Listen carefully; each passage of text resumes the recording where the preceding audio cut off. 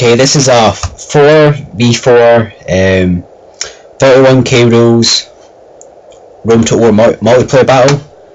Playing as myself, COH Piper, have Spartan Commander on my team, who's taken Lucid Empire. I go Brutii. Playing with KING-MARKUS, and we also have Talos from BH clan as well on our side. So we have 3 Roman factions on our side and Lucid faction, and we're playing against opponents Heaven Mercury, who's Julii, his teammate Heaven Lucius Sula, also from Heaven clan. We've got Heaven Koda, who's taken Germania, and we have Wolves Xarga, who's also taken Julii Romans. Quick look through the armies. Lucid Empire, or Spartan Commanders, taken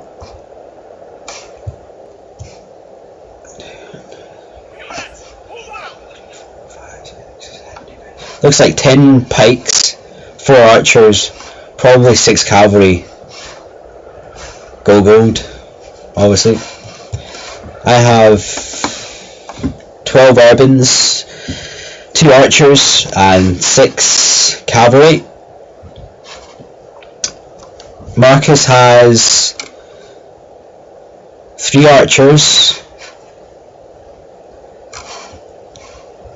be 11 urbans, and 6 cavalry again. Talos has 1 archer, 6 cavalry, and the rest urbans. Okay, the Julii Roman factions have roughly the same armies as ours. We have slightly more archers. If you look at the Germania faction, a lot of axemen, 3 berserkers, 6 cavalry, and some knight raiders at the front. You can also see KING-MARKUS there, trying to get Wolves Xarga to use his Pila and fire arrows at him. The Roman armor general has hit points. They're much tougher to kill than regular cavalry, so he can dodge Pila and the arrows will probably not kill him. So that can be quite a good strategy for harassing the enemy. Okay, we'll look at the Germania army. You can see there's 2 units of Knight Raiders. Now these Knight Raiders are positioned at the front to absorb arrow fire or Pila fire, because they have slightly better armour. Well, they have no armour, but they have shields, and they also cause the enemy to panic. They instill fear in the enemy. So Germania's strategy is to cause mass rout. Germania can fight in a prolonged battle because the armour the Romans have. I mean, axemen are very good at destroying enemy armoured troops.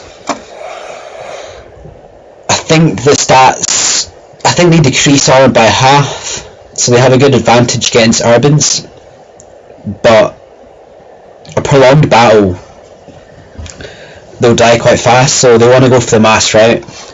So Spartan Commander has brought pikemen primarily to deal with Germania, because these Roman factions are quite weak against Germania. So basically both armies are formed up, and now they're advancing to each other now. And you can see KING-MARKUS actually lost a few troops there, lost a few of the horsemen. So obviously the hit points have been used up and they're taking damage now, but they'll still they'll still be able to take a few more shots before they'll die. So we're going to speed this up a little bit. It's quite a long battle, so don't want it to last too long.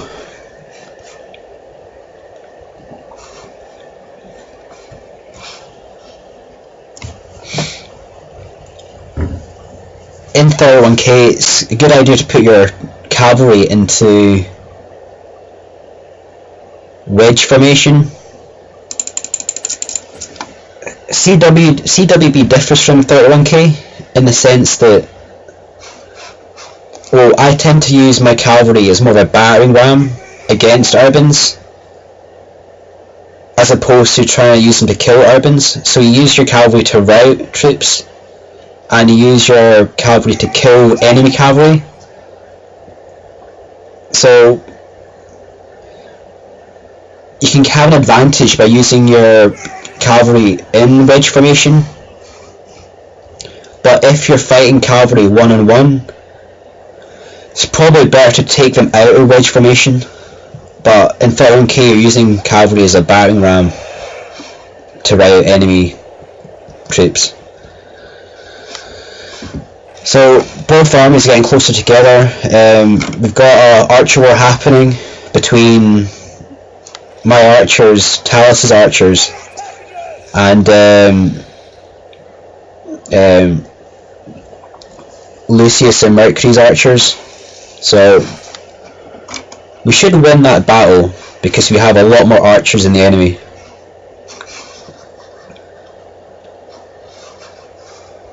You can see Seleucid Empire, Spartan Commander, rearranging his pikes to face the Axemen.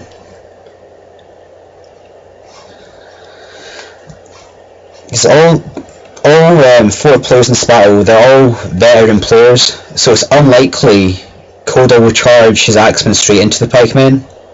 However, if he can at least get a few of the Axemen to charge the pikes, he should have a good advantage, just to help the urbans deal with the berserkers. Because these berserkers are, it looks like they're gold with 2 chevrons, so they're going to be very powerful. Right.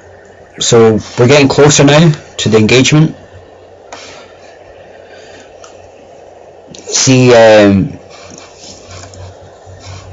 units at the front, so these urban blocks are in loose formation, and this is done to protect them from peeler damage.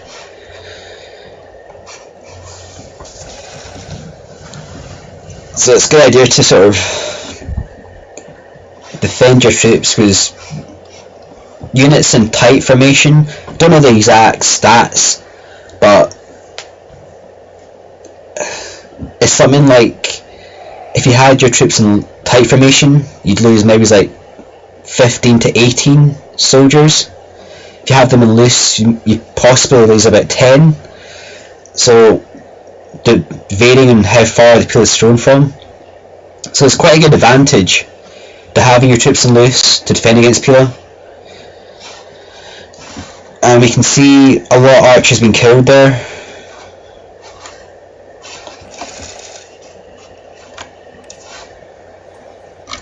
Both sides. You can see archers, very long formations. Having them in a long formation is beneficial in the sense that they take less damage from enemy archers.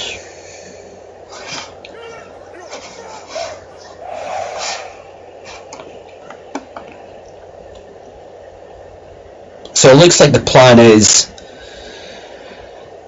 they're going to possibly engage with the urbans at the start and then use the axemen, and it's just a question of Spartan Commander making sure that at least some of his pikes are getting kills on the axemen. Just anything to slow the Germania push.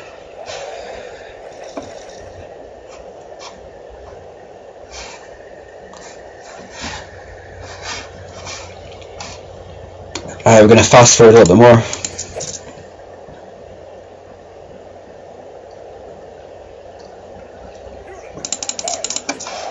So Xarga's pushed forward, and I'll start throwing Pila at Xarga. King-Markus is firing some flaming arrows at Xarga as well. Slight mistake to fire at Urbans directly at the front in 31k battles, because they won't do much damage. They'd be better to save their archers for the cavalry, or try and wait till the archers turn their backs on the archers. Rather, the soldiers turn their backs on the archers, so they can get kills at the backs. So I've thrown my Pila, and now put my troops into testudo formation.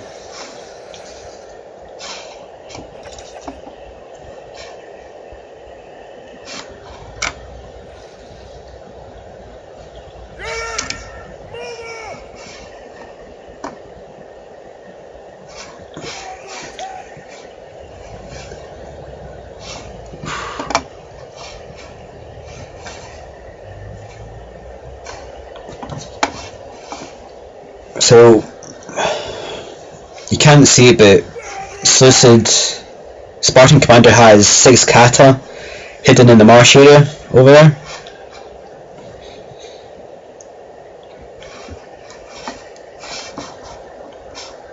Okay, so armies are staying put at the moment. It's just on my side where the action's kind of happening. Right, we're using testudo mode on a unit, and we're manually targeting the troops at the back there. If these troops are on auto aim, they would hit these troops here. However, by hitting the units that are in tight formation, the Pila does a lot more damage. So we're manually targeting these troops at the back, and we're using our testudo unit as a sort of a defense. So they've used up their Pila, and now they're in testudo. I think there's a slight hit on King-Markus there. He lost a few more cavalry. He's just trying to harass the archers. So I don't know how effective that strategy is, because armoured generals are quite expensive. You get less horses. However, he did get some kills at the start, I suppose. Okay, we're using my next line of Urbans on these troops that are in tight formation. So a slight mistake by Xarga. He's getting a lot of kills. Or taking a lot of kills on his Urbans. Okay, I'm going to move those troops back. And firstly, Talos ran some of his troops forward to take out the archers at the front there, but they were routed by one of the units there. It was probably, if you have one unit going against the whole army, even though it's full strength, the morale weakens and it's more prone to routing. It's the same reason in CWB when you have chariots. You always keep your chariots, you attack en masse, because chariots rout really easily. Morale's a big factor in the game. So, again, King-Markus staying put. Talos is staying put at the moment. King-Markus getting some kills on the archers there, which have ran out of formation.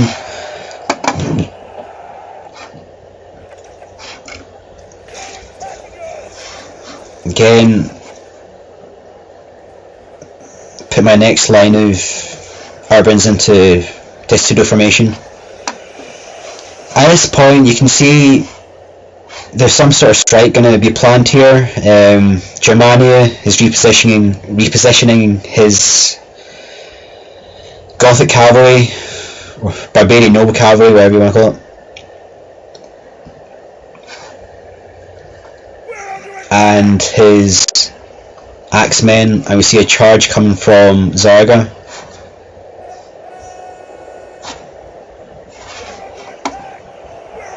However, I've still got Pila on my last line of urbans, so they're getting kills in the cavalry. Although he did take out that unit of urbans down to 32, so he did get quite a lot of kills around that urbans unit.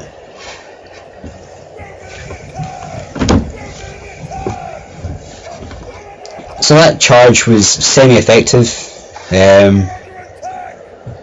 However, he's lost 10 cavalry from that unit, 14, another 10. He's lost about 35 cavalry there just by that one charge. So in the cost benefit analysis, that charge was not effective because he only killed about 25 urbans. But we can see cavalry lining up there. They're going to try and charge on this side, and you can see the axemen moving over as well. So they're definitely going to try and attack on my side. And Spawn Commander is moving some of his troops over, and so is King-Markus. So it's quite clear that my line's going to probably fail this side. So I counter-charged Xarga's cavalry and I managed to mass rout him, but got Heaven Lucius coming over with the Praetorian Cav and the Germania Cavs coming over as well. So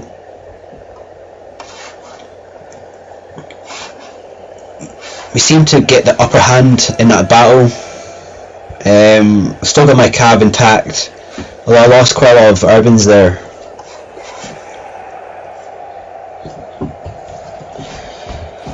Okay, coming for a second ram, and we've routed another unit of July urbans. But you can see a lot of the reinforcements are coming in, and the axemen are moving over. So, Spawn Commander, good move. He sees that situation developing, and he's brought over his pikes, because my line will not hold against all this. Talos has brought his cavalry around to the sides to get some kills on the backs of the axemen. So we're trying to hold the line here.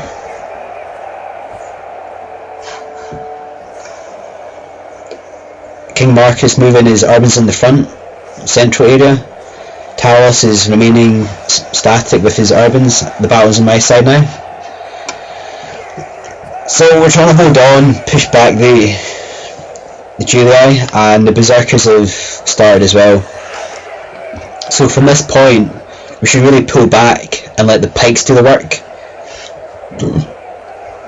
However, you find that if they're in K, if you retreat your units at bad time, they tend to rout. So I think I asked a few troops to retreat there, and they've routed. Especially on the Berserker side. So Spawn Commander doing a great job here. He brought forward his pikes at the right time. The Berserkers will run into those pikes and hopefully get a lot of kills. Koda, being a good player, he actually withdrew his Germania force, and he's going to bring it around the side to attack with all the Praetorian cavalry. So my line's crumbled at the moment. I still have some cav left that are retreated.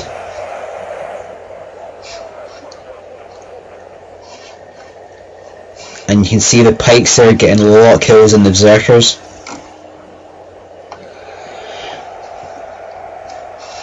So situation developing, a strike with Lucius again on King-Markus at the front. However, the danger here is we're going to get outflanked by all this, the axemen and the cavalry. I've withdrawn my urbans from the frontal area to support Spartan's right flank, because these troops are very vulnerable, the pikemen, from all these axemen attacking at the sides. So we need to try and slow them down somehow.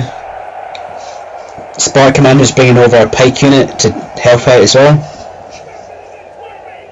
So we're really getting hammered on the right flank.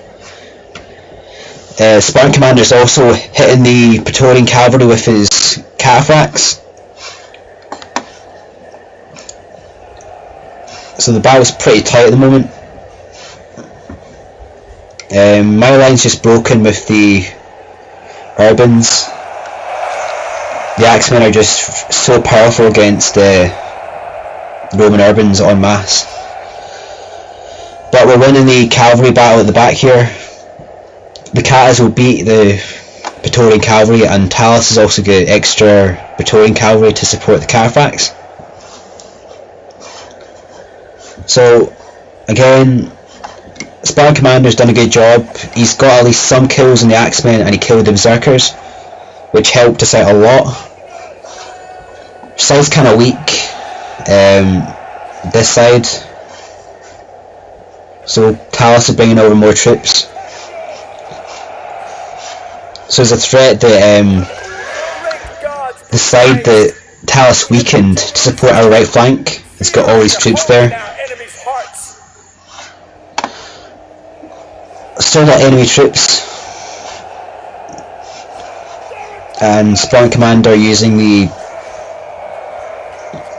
If you take out phalanx troops out of phalanx when they're engaged and put them back into phalanx troops, they become more powerful. I've seen this done a lot of times by the Greek clan in 31k battles, but I don't often play phalanx units, phalanx factions when I play 31k. So I've only heard about the strategy. So we see we've won the battle on the right flank against Germania. We managed to save Spartan's phalanx from dying, from routing. Talos is bringing around his Urbans. The battle's slightly in our favour now, but there's still a lot of enemy Urbans to kill. And that's Talos' general just died.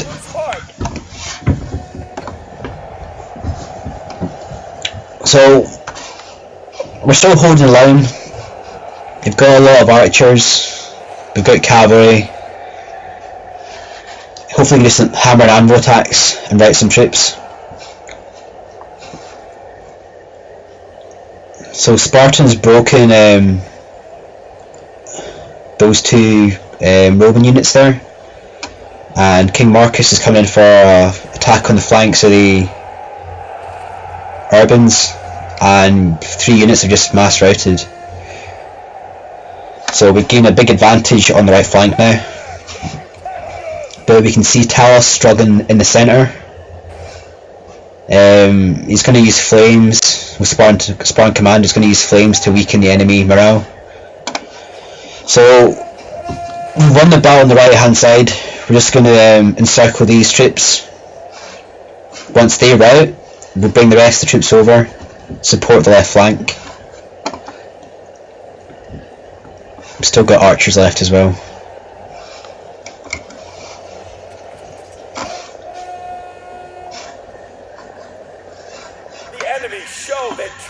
So because these troops get surrounded, they're now routing, and when units see other units routing, it causes them to lose even more morale. So it causes a mass rout. So all these troops have just routed there. That one will probably rout in a few seconds, probably. It's another one that's just routed. And now we're just going to move the troops over to surround Heaven Mercury. That'll be hopefully game over.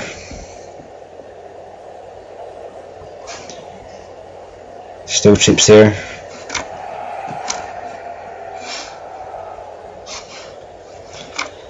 Troops still lasting out here. That's just routed just there.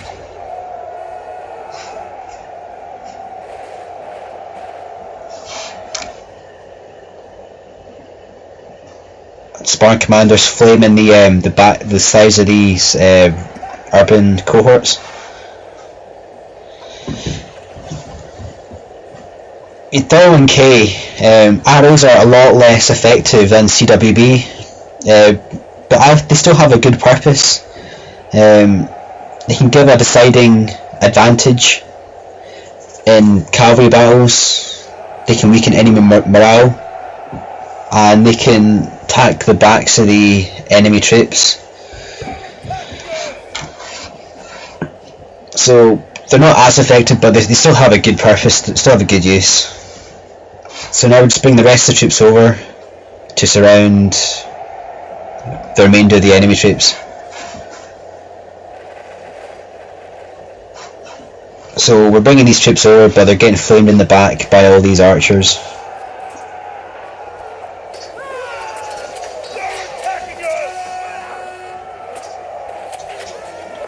So lots of guys dying there from the arrows. And Mercury just admitted defeat there. There was no chance of a victory, too many troops. But it was good gameplay by all. It was 4 versus 4. BH Clan are very good at 31k, and it's always a good game when it's a 4 versus 4 and each player is quite experienced. So that's a good game all. Well played by Heaven Clan and Xarga. Very close game at the end. Well played all.